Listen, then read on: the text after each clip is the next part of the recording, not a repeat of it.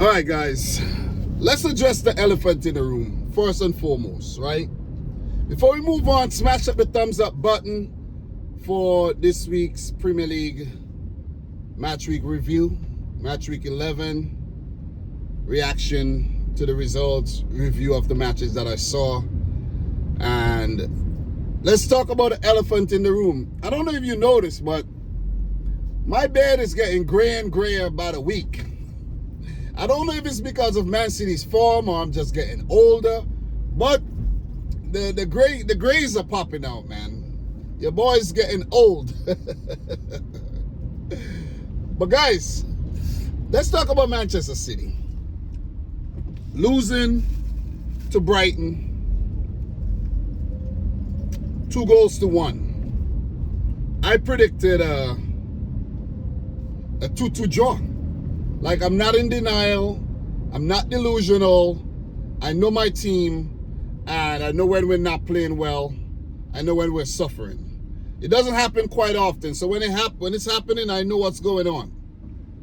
You see? And Brighton deserve the win, without a doubt. Trying to pull up the game. Brighton 2, Manchester City 1. Haaland in the 23rd minute, and with the lineup that Pep put out with young Simpson Pusey, funny name, it's a Jamaican last name, but with young Simpson Pusey at the back, along with Vardiel, Rico Lewis, and Kyle Walker. Guys, come on, man. Come on. Like, that defense is as makeshift as defenses gets. Like, that is no defense right there. You're bound to lose. You're bound to drop points.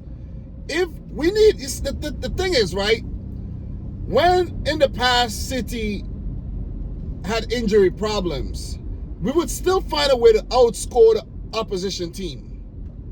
But we haven't been scoring a lot of goals. We haven't been in good goal scoring form, also due to players not being in form, like Phil Foden, a Bernardo Silva comes to mind.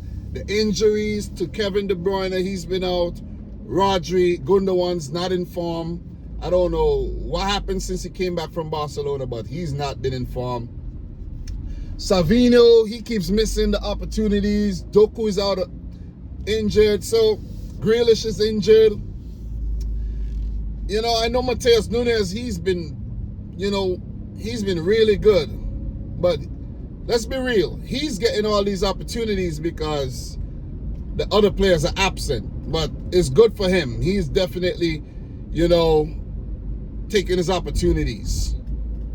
But the team is suffering. Erling Haaland, is a guy that needs that service. He's not going to go and get the ball and dribble his way, into the goal and score. That's not the type of striker Haaland is. He has to be set up. He has to be played in for him to score. And with one of his few opportunities, he scored. And I was like, okay, all right, it looks good. City played well up until the start of the second half. The start of the second half, it was, I don't know what happened. It was like the team just, freaking got dismantled in the second half. And also, you got to give credit to Hutzler and Brighton for really taking the game to City in the second half. And it's the substitutes that scored, João Pedro and O'Reilly. I think that was O'Reilly's Premier League debut or something like that, if I'm not mistaken. I might be wrong, but let me see. Yeah. It might be his Premier League debut, but this is some unprecedented stuff. It's some really unprecedented stuff. And we're not playing good football. We didn't play well against Spurs in the League Cup. But that I understand, and I don't really care about that too much. That loss was like, okay, whatever. Seriously. It was whatever. But then the Bournemouth loss, that was like one of the worst games I've ever seen the team play. And I think for the Bournemouth game, Pep forced players to basically, play that game when they're not fully fit. And I think we have enough players in the squad that he could have rotated and probably get a better result. Trust the youngsters like James McAtee and the kid Wright, whatever his first name is. You got to trust these youngsters. That's how you make Nico O'Reilly. That's how you make these players. You put them in a pressure situation, but you do so in the second and the third half, the second third and the final third of the field, and not in the defensive third. We already have Rico Lewis in the defensive third, you see, and he's all over the place. I like Rico Lewis, but he's all over the place. You see what I'm saying? When you need him to defend, he might be up the field. And then when you add Simpson Pusey in there with his lack of experience, don't get me wrong, he's really given a good account of himself for the minutes that he's played so far. But still, this ain't the championship, man. This ain't the lower leagues. This is the Premier League, man. And teams are going to look at where they could penetrate and where they could take advantage. They're going to look for that chink in that armor. And that was it. Vardy, he's adventurous. Kyle Walker's always up the field. Rico Lewis is. So that's why we get caught on the counter so many times. There's never anyone behind when they play through. You see what I'm saying? You basically got a young defender and 3 fullbacks in defense. And Kovacic as a cover ahead of these guys is just simply not enough. You see what I'm saying? And with Rodri not there, you need a double pivot. You definitely need a double pivot, man. You got to do what you got to do. Get a double pivot in there. Pep had Nathan Ake on the bench. I don't know how fit he is. Akanji was on the bench. He wasn't fully fit. He didn't use him. Wilson Esbrand was on the bench. You see what I'm saying? And I think he should have used Wilson Esbrand in I think it was the one of them games. I think it was a Bournemouth game. I suggested that he's a left back. You see? And I think he could have actually slotted in. Play Kyle Walker as a center back or something. And I think Wilson Esbrand would have been the better choice, you know, instead of the Simpson Pusey, because that's just what I feel, you know. Wilson Esbrand, he's been around a couple seasons, and I'm surprised he's not yet been fully integrated into the first team. But is this a cause for worry? 2 Premier League losses on the bounce, a loss in the Champions League, and a loss in the Carabao Cup. It's unprecedented, but is it a cause for concern this early in the season, 11 matches in? Guys, I don't think so. I think people are overreacting here. I really think the masses are overreacting. Opposition fans, the media are overreacting here. You might say, yeah, it's signs of things to come, but I really don't think so, man. I really don't think so. If you look at the Premier League table right now, Liverpool on top with 28 points. That's a 5-point margin between themselves and Manchester City. But look at the margin that City have over Chelsea, Arsenal, Forest, and Brighton. It's 4 points. So there's still some wiggle room right there. There's still some wiggle room right there. Because of the great start that Man City has made so far this season, there's some wiggle room. Whereas if Liverpool drop points, City win, they're right there again. So I don't see the big fuss. I know, yeah, you could look at a bigger picture and be like, yeah, it's not looking good, you know. It might be a sign of things to come. But look, the international break's coming up. De Bruyne has already pulled out of the November international break to strengthen. And I'm pretty sure most of the players who are not fully fit aren't going to go out on international duty.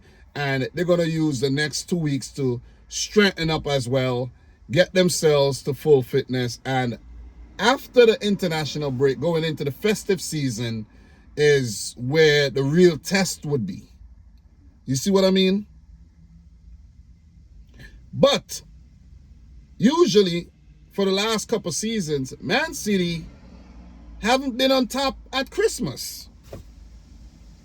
It's been Liverpool or Arsenal or whoever else. And what happens after that? January, February, March, April. City just go on a mad run, a mad winning streak, and go on and win the titles. You guys, some of you guys are overreacting. As Pep said, 7 seasons, the last 7 seasons, the last 7,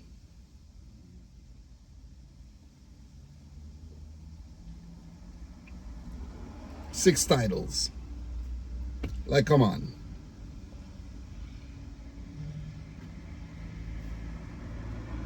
What more do you want? And as he said, maybe it's a year for someone else to win it. Maybe that's what it is. Maybe it's the year for someone else to win it.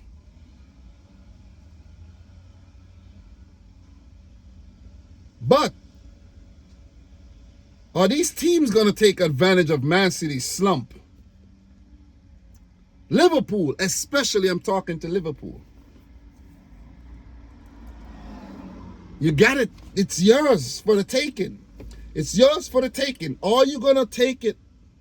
Are you going to grab the bull by its horns and win this Premier League title on a slot and Liverpool?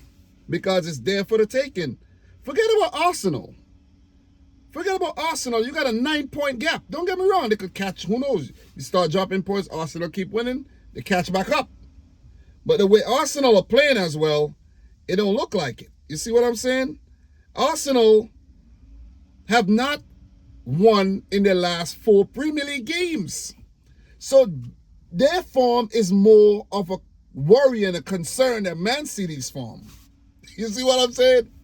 And Arsenal's streak goes over in the Champions League as well. As for the Champions League, okay, City lose to Sporting. Oh well, what? Okay, Man City did not lose a game over the last 2 years in the Champions League.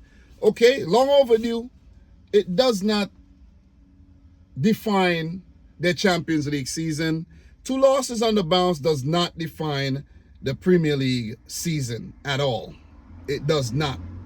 It does not. You see what I'm saying? Last year, Man City suffered 3 losses for the whole season, 7 draws, right? They won the title. The previous season, 5 losses, won the title. Previous season, 3 losses, won the title, 6 draws. 2020-21, 6 losses, still won the title. I'm just saying, man, no need to panic. No need to, get hyped up. It's still early times. 11 matches in. Still early times. Still got 27 match days to go. A lot can happen then. A lot. But anyways, congrats to Brighton. As, with that win.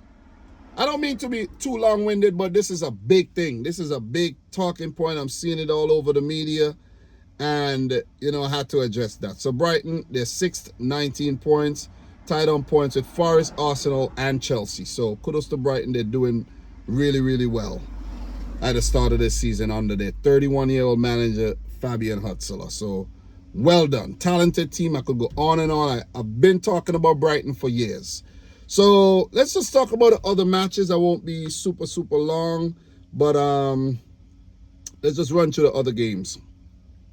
Tottenham 1, Ipswich Town 2. I did predict Tottenham to win. Ipswich pick up their first win of the season under Kieran McKenna. In this game, Sammy Schmardix with an overhead kick after a deflected ball from the defenders. And that was a brilliant goal. Candidate for goal of the month for sure. Liam Delap, very fortunate goal. Put it over the line. 43rd, scrappy. Nevertheless, a goal. Rodrigo Bentancur, I think Spurs had scored, but the goal was chalked off. And then Rodrigo Bentancur scored a header in the 69th minute. And Timo Werner and co had a bunch of chances to equalize and didn't. Timo Werner is a waste, man. Timo Werner is a waste man. And he's a waste man. Seriously, I don't know, man. All Timo Werner got is speed, but his finishing is poor. Very, very poor. So, big win for Ipswich, and they deserve it, man. They've been playing some good football. They've picked up, I think, 5 draws this season, and they're now out of the relegation zone, I think, for the first time with 8 points. So, congratulations to Ipswich Town. Are they going to survive? I don't think so, but they could prove me wrong. So, first win. Every team have picked up a win so far this season. Wolves just picked up their first win, and Ipswich picked up their first win as well. So, congrats, Ipswich. Pretty good stuff. Been knocking on the door for some weeks now. So, good stuff. As for Spurs, typical. Very Spursy behavior. Typical. That's all I'm going to say. And they're 10th, 5 losses, and 5 wins. See that? Neither here nor there. 6s and 7s. That's what Spurs is about. 6s and 9s.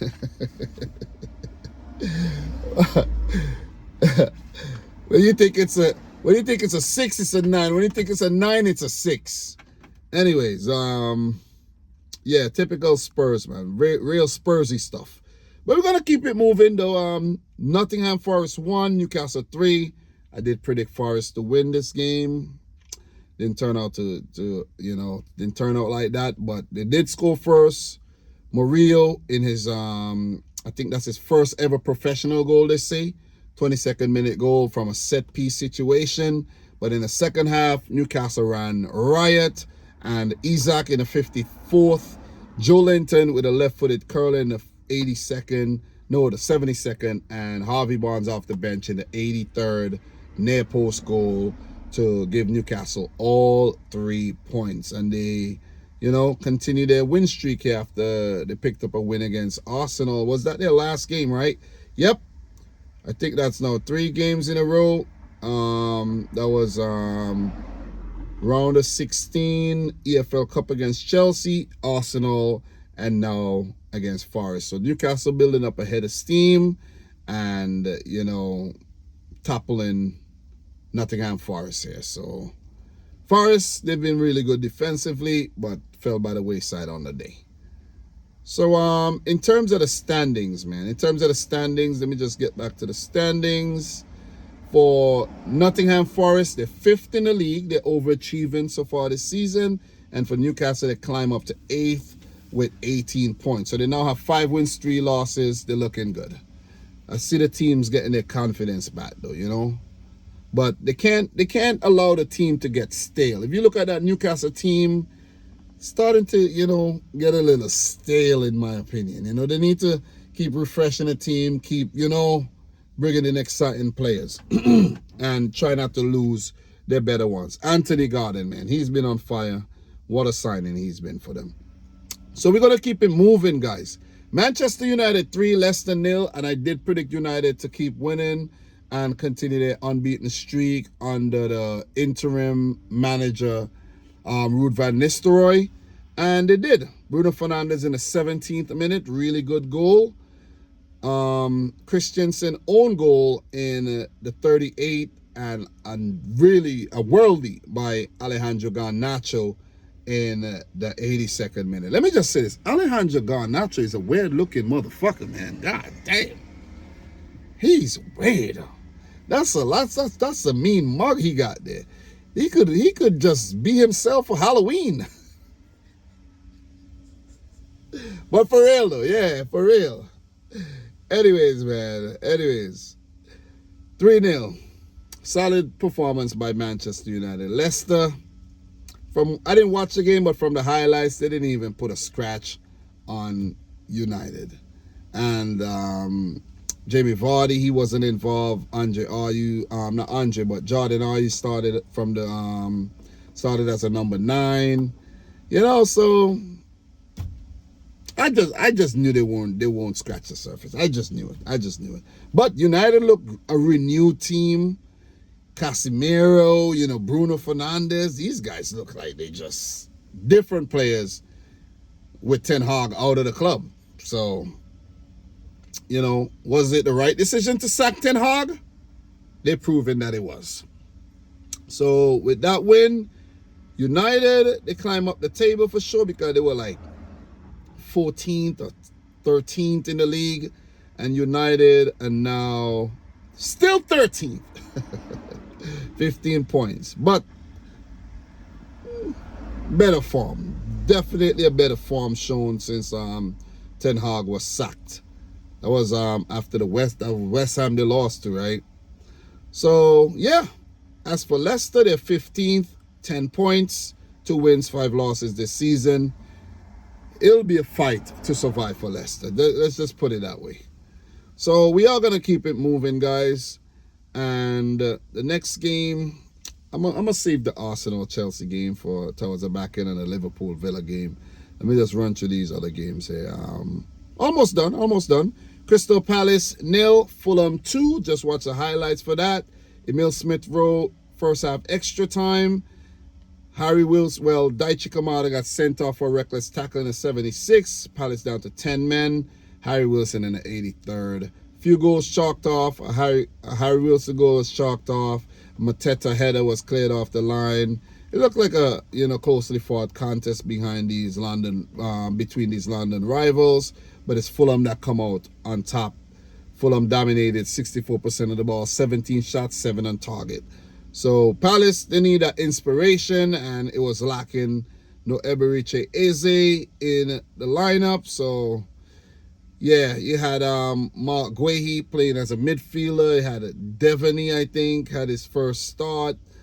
So Oliver Glasner's Crystal Palace is struggling at the moment, and this loss put them down into the relegation zone. After 11 games, they only have 7 points. Ipswich's win put them above Crystal Palace. So a lot of hard work to do for Glasner. You got to be careful he doesn't get the sack, and you got to keep Palace in the league. As for Marco Silva and Fulham, they continue to be impressive as their recruitment and just the style of football is just paying dividends. 18 points after 7 games. That's 1 point behind Arsenal, 1 point behind Chelsea. Just for perspective. Put that into perspective.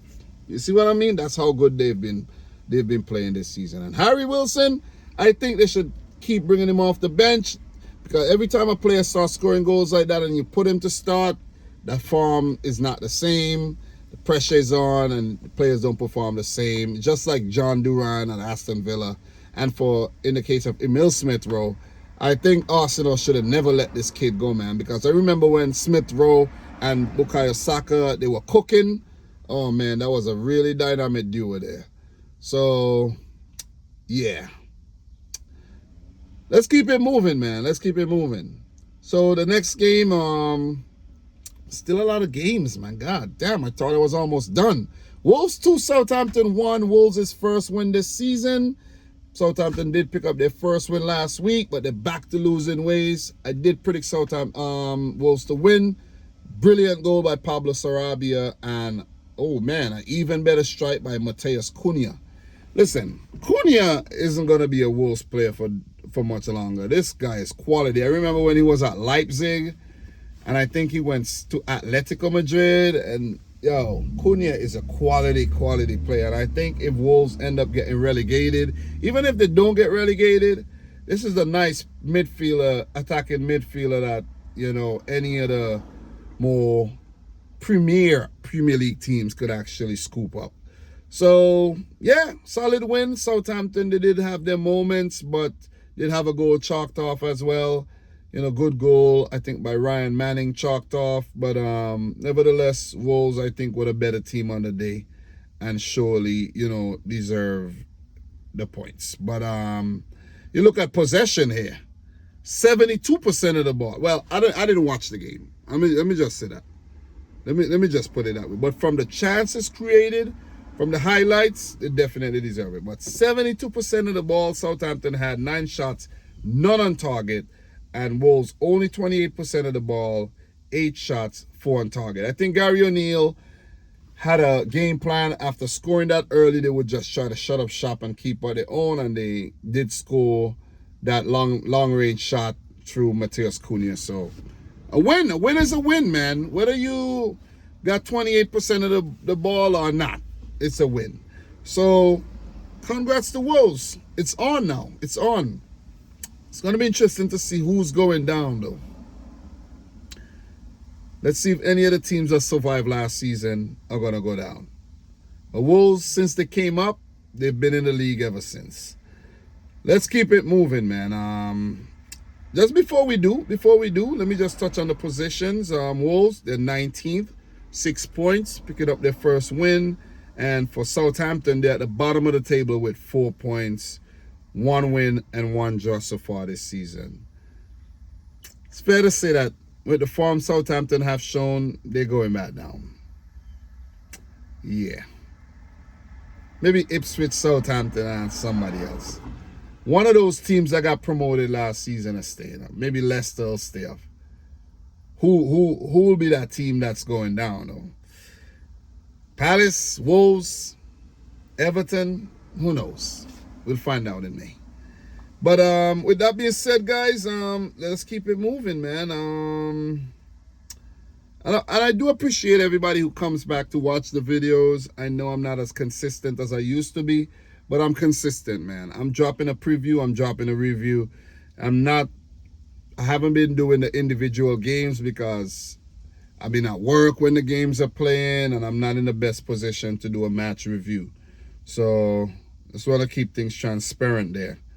So the next game, West Ham 0, Everton 0.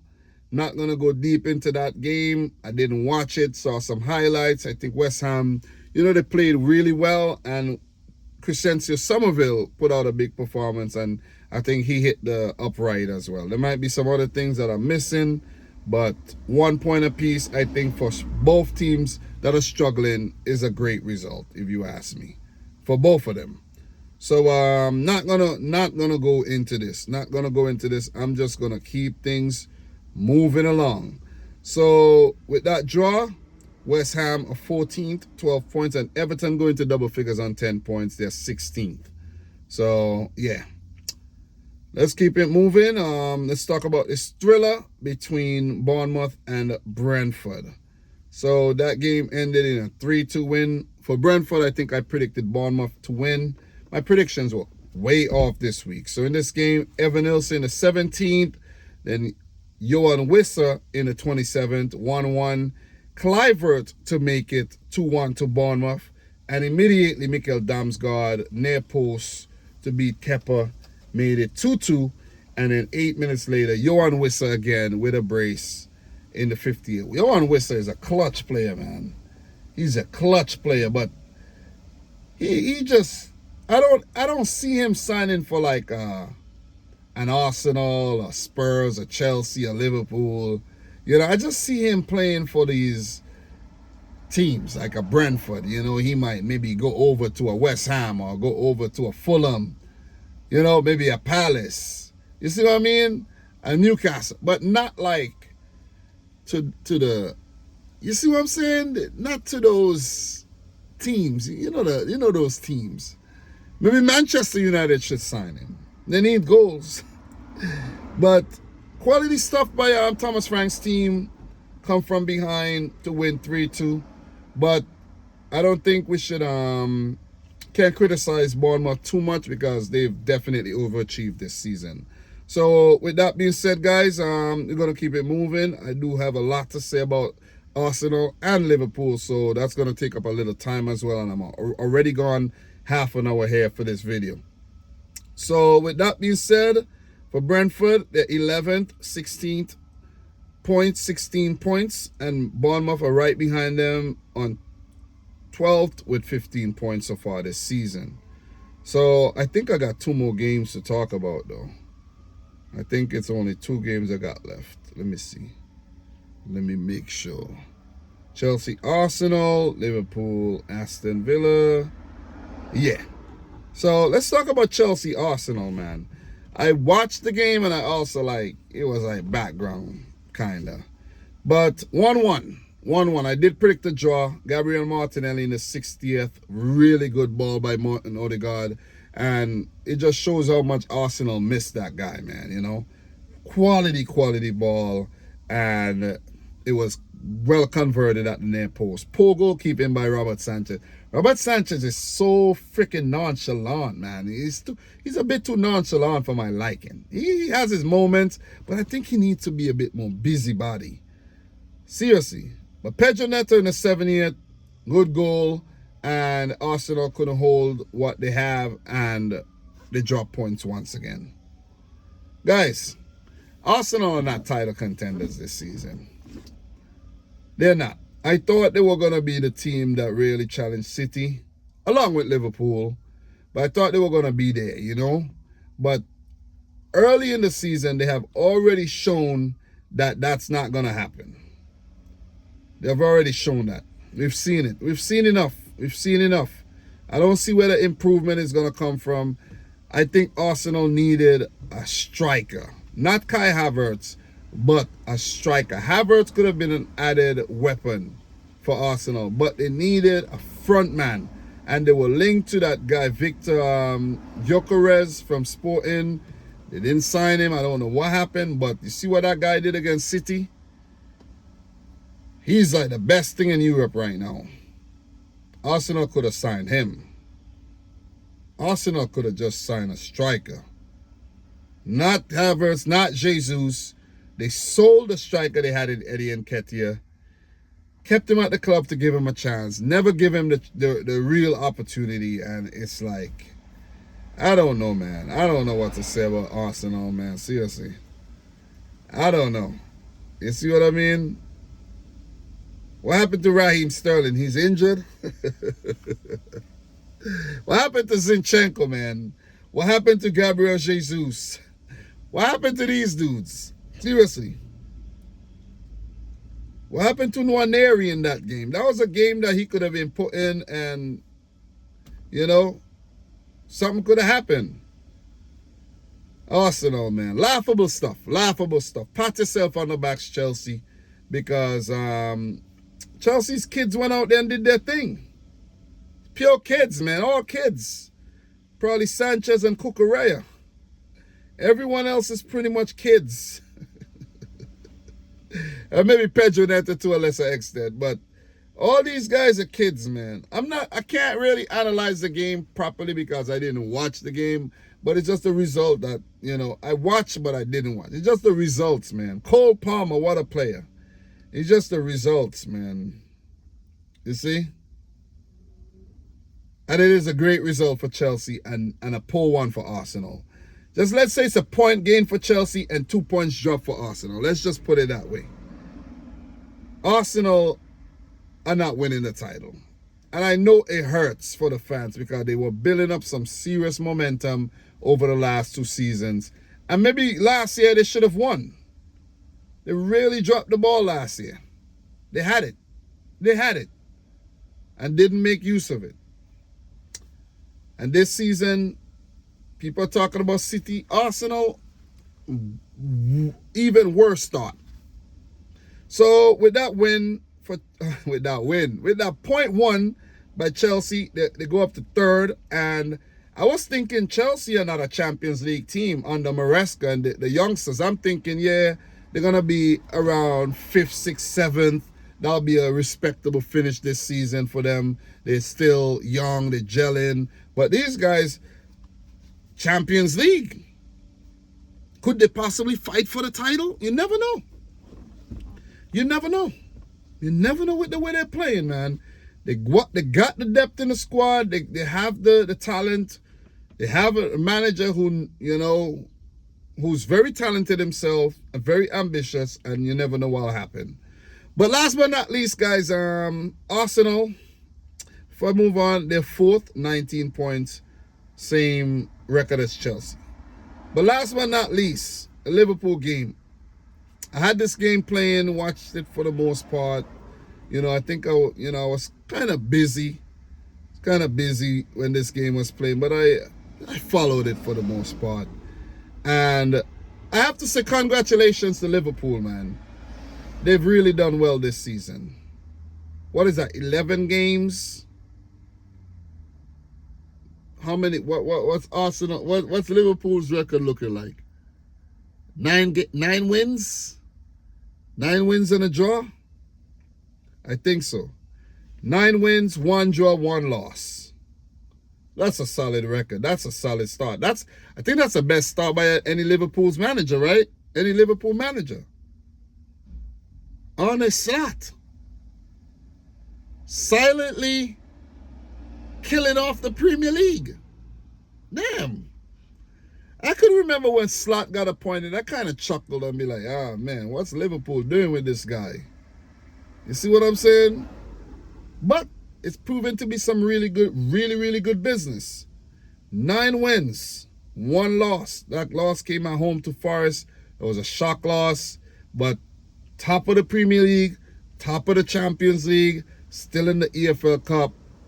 Liverpool are fighting on all fronts. But it's up to Liverpool to keep that momentum going, have that game management, have that season management. Not just game, the season, manage the season.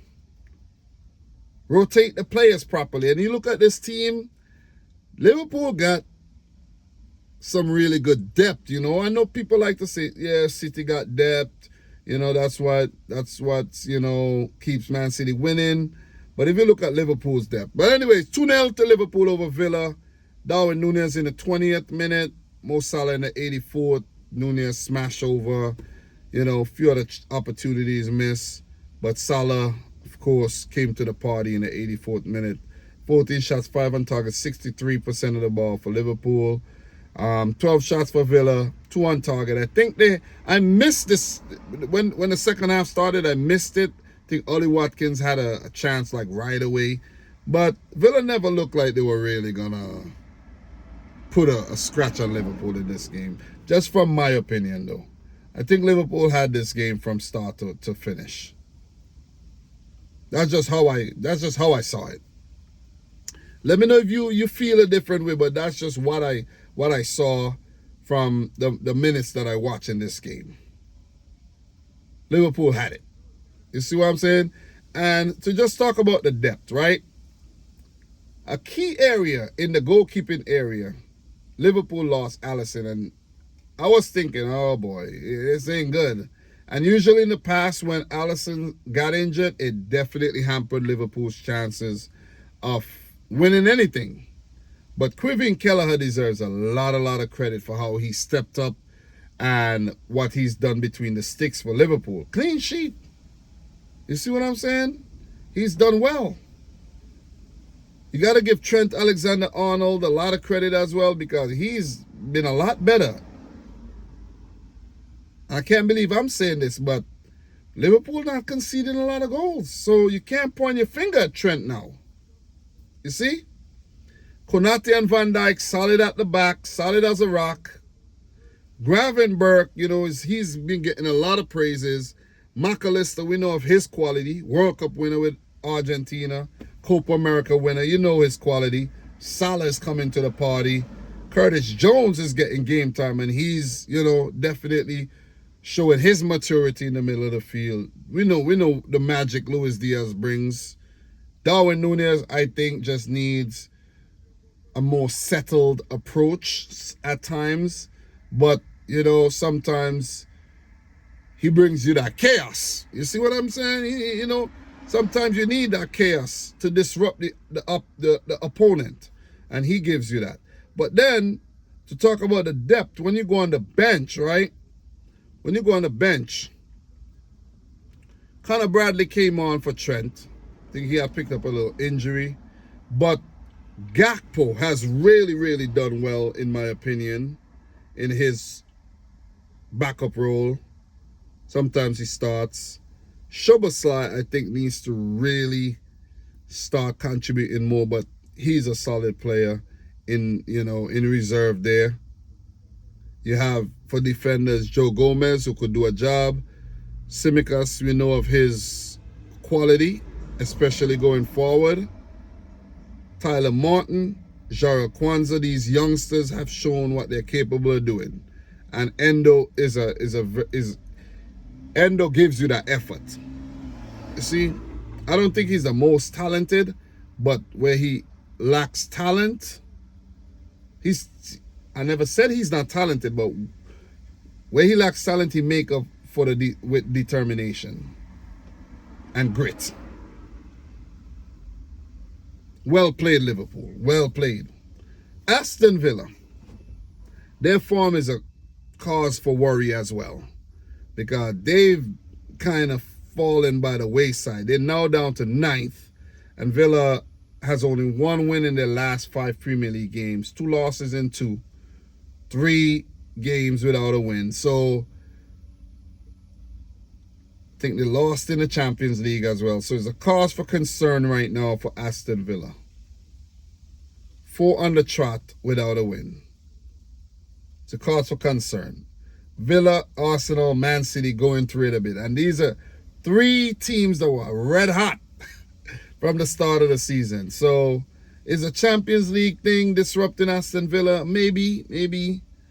But they just need to regain their bearing and get back in the, into winning habits, because it's the Brighton, Fulham, and the Forest doing what Villa were doing last season. But still early times. No need to panic. But I just wanted to leave you with this long-ass analysis of the Match Week 11 results, because the international break's coming up, and I have not been doing international football. It's just a bit too much for me right now, guys. I haven't even looked at the scores. I haven't been doing, I've been lacking when it comes to international football. And I mean, since the World Cup, since the 2022 World Cup, all of last year, let's say all of last year when I stopped making videos from early in the season, all of last year and all of this year, I have not followed international football for 2 years. Literally 2 years. And it's bad. It's bad. I got a lot of catching up to do. And the World Cup is coming around, and of course I want to cover the World Cup, right? I want to, but kudos to Liverpool, another win, notched up there. They've been playing some good football. You got that Klopp style still there, marshaled, and honed and reigned by Arne Slot. Let's just put it that way. A more controlled form of chaos. Who's going to take the title this season? Is it going to be Man City? 4 in a row? 5 in a row? Or is it going to be Liverpool? 2nd title in 35 years. Sorry. I had to mention it. But guys, every boy down, subscribe to the video. I'm tired, man. I've been at work since freaking 5 o'clock. It's now 3 o'clock. But I bought me a 6-pack of beer. I'm about to go in the backyard, sweep up some leaves, and drink some beers, and maybe put on the grill. Today's a holiday. Today's Veterans Day. I'm just gonna chill. I got work tomorrow, but I'm just gonna chill though. But appreciate you guys watching or listening. Thanks for your continued support. I'm gonna keep this thing going for as long as I can. That's why, I'm not putting out a lot of videos to burn myself out. So I'm putting out the 2 videos a week just to talk about the Premier League and keep things going. Maybe in the future when things clear up, who knows, man. Maybe I'll put out more content. But guys, thanks a lot. I'm your boy Dom. Subscribe if you're new, like the video if you haven't yet done so. And until next time, peace out. All right, squad. Peace.